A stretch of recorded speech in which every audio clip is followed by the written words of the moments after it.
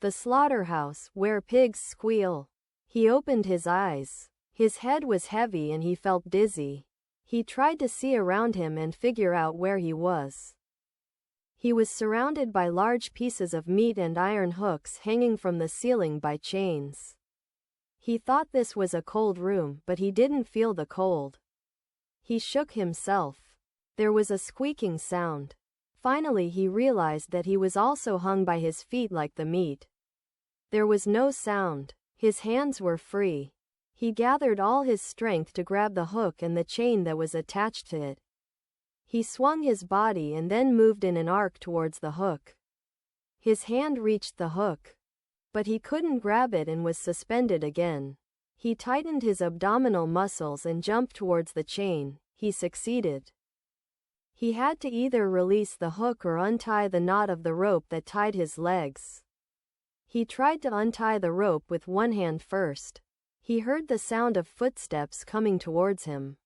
He increased his effort. His stomach muscles spasmed, and to get rid of the pain, he let go of the chain and returned to the original position.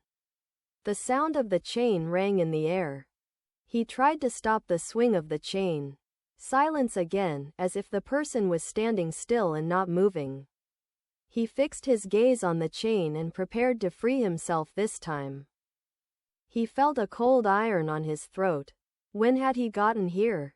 Why hadn't he heard his footsteps?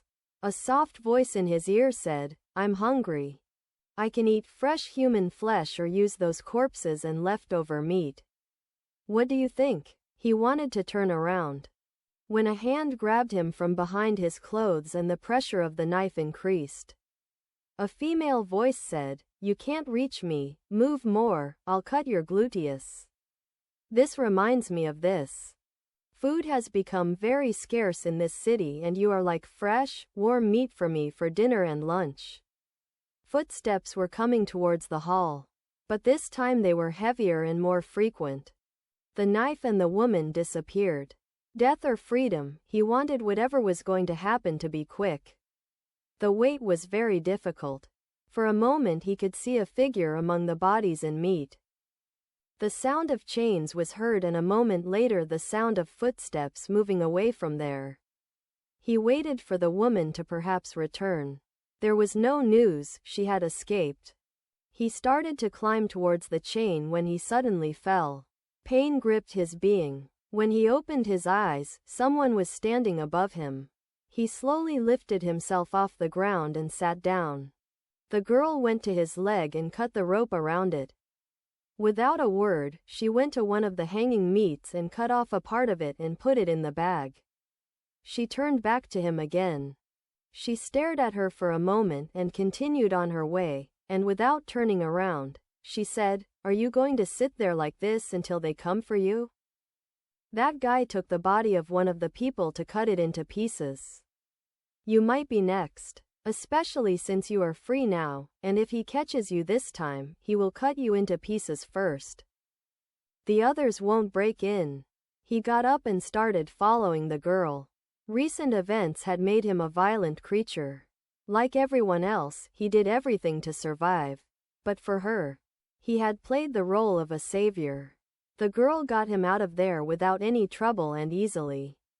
When they reached a safe distance from that slaughterhouse, the girl stopped and said to him, "I came there for food when I saw you.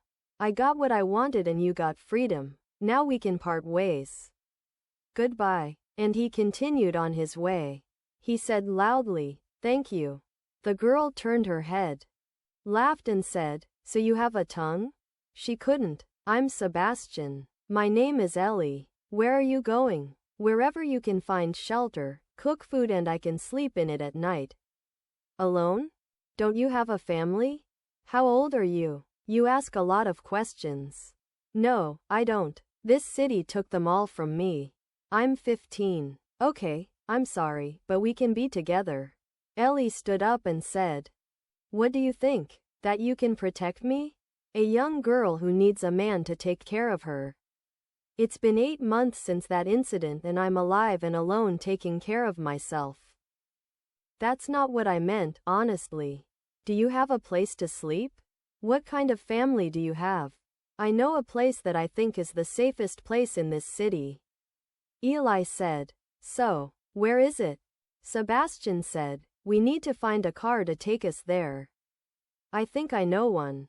It's not too bad. It's on foot. Sebastian and Eli went to the car, she said. It was a Chevrolet pickup truck. It looked clean and tidy. Eli opened the driver's side door and got in. The starter started. She stopped the car in front of Sebastian and said, "Jump in. We're going where you said." Sebastian got in and Eli started walking.